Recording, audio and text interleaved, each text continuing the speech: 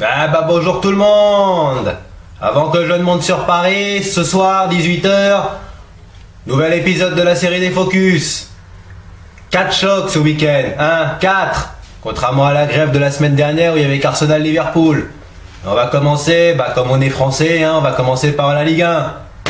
Le choc de dimanche, Monaco-PSG, qu'on présentait comme le Cachicot, à ses débuts, notamment lorsque Monaco est revenu, avec les Falcao et compagnie, lorsqu'ils ont fait leur gros recrutement. Bon, malheureusement, maintenant, changement de politique depuis plusieurs saisons, et aujourd'hui, ça porte pas du tout leurs fruits, puisqu'ils sont avant-derniers de Ligue 1.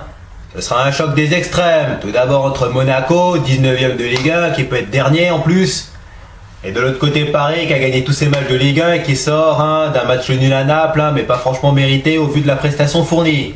On méritait de gagner très clairement. Mais bon, choc des extrêmes, mais là faut faire attention, parce que historiquement, le stade Louis II, les casinos monégasques, le Rocher ne réussit pas du tout à l'équipe de la capitale. Et encore, c'est un euphémisme. Seulement 5 victoires parisiennes à Louis II en plus de 40 ans de Monaco PSG. Et encore, je ne parle même pas de la série noire des années 90-2000 où on est resté 22 ans sans victoire à Monaco. Et notamment les matchs des années 90 où on perdait souvent là-bas, on était souvent réduit à 10, 1-0 en 96, 2-0 en 97, 3-0 en 98. Là, non seulement on n'arrivait même pas à s'imposer, mais on perdait souvent. Et on n'arrivait même pas souvent à y marquer un but. Mais sauf que ça, c'était avant. Parce qu'aujourd'hui, la tendance est un petit peu en train de s'inverser, puisque bien évidemment sur les dernières saisons et sur les dernières confrontations, les stades sont plutôt parisiennes. Et notamment le dernier opus au Trophée des Champions où nos jeunes ont fait le boulot, on a gagné 4-0. Cette fois-ci, ce sera pas le Trophée des Champions ni un match de coupe, ce sera le championnat. Et quand on sait que le stade Louis II ne réussit pas vraiment, même si la saison précédente on a été la seule équipe de Ligue 1 à gagner là-bas, victoire 2-1, grâce à Cavani et Neymar, même si le score est bien étriqué, puisque au vu des occasions on a largement dominé cette équipe monégasque. Un vrai score, ça aurait été 2 ou 3-0, au vu des occasions, quand on voit Mbappé au bout de 2 minutes qui crochette sous Basic mais qui tire à côté.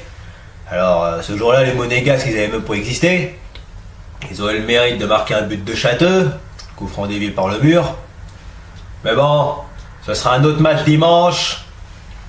Normalement, c'est un choc, même si nous, Parisiens, qui restons sur un 12 sur 12 en championnat, en espérant que ce sera un 13 sur 13 dimanche, on a tout pour gagner, on a le talent, on a les joueurs en face, cette équipe monégasque, visiblement l'effet Thierry Henry ne prend pas, pour l'instant, contrairement à Vaïd à Nantes, où là ça a l'air de plutôt bien marcher.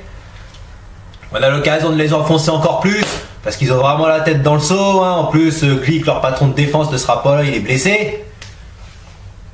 On a tout pour gagner dimanche, on a tout. Si on est aussi sérieux qu'on l'a été à Naples ou qu'on l'a été contre Lille, là, Monaco n'existera pas. Je vous le dis très clairement, parce que je suis désolé, mais quand on voit l'équipe monégasque en ce moment, un Jean-Eudes Daoulou, ça vaut pas un Fabinho. Un Aïd Benasser, ça vaut pas un Moutinho. Ah bah oui, forcément les monégasques, à force de jouer au poker, de jouer au casino, forcément ça vous pendait au nez. Ben voilà. Bon, sur ce, pour ce match, pronostic très simple, victoire parisienne, avec disons 1 ou 2 buts d'écart, parce que mine de rien, faut être modéré, parce que Louis II ne réussit pas vraiment. On verra ça dimanche. Maintenant, deuxième choc, on part en Angleterre, avec le derby de Manchester à l'Etihad Stadium, City versus United. Et surtout, Mourinho contre Guardiola, la plus grande rivalité d'entraîneurs du 21e siècle. Enfin, plus montée par les médias que par les deux coachs eux-mêmes. Même si, sur les dernières saisons, avantage très clair à l'Espagnol, puisqu'ils se sont déjà affrontés dans les Clasico Barça-Real, le plus souvent c'est Guardiola qui gagnait.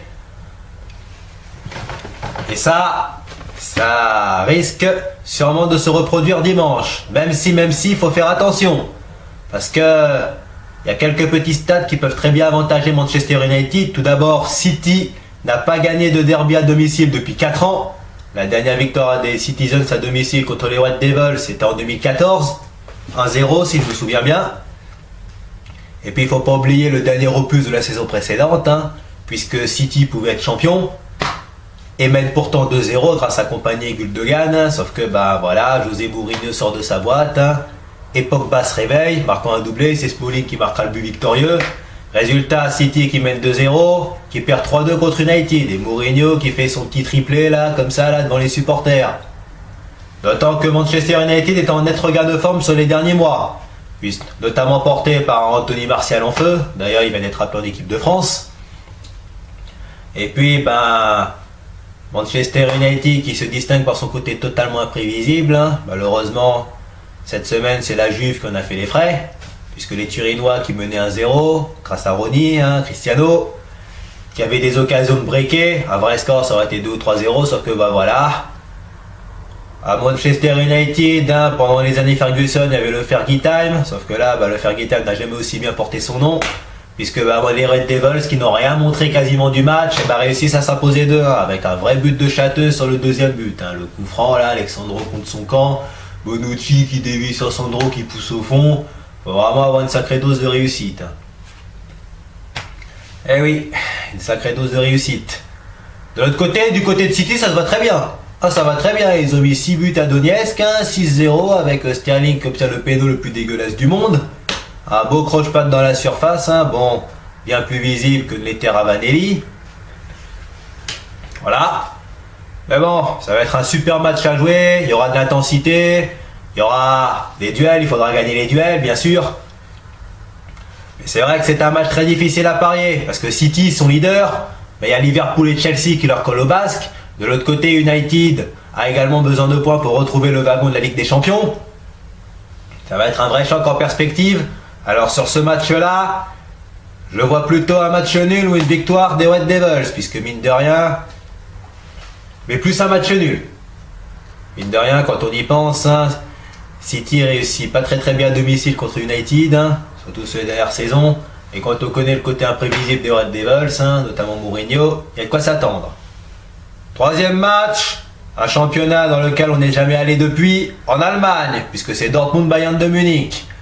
Ah là là, c'est le leader Dortmund qui reçoit le Bayern qui est troisième avec 4 points de retard. Autrement dit, les Bavarois en 4 victoires feraient une sacrée opération revenant qu'à un petit point du leader.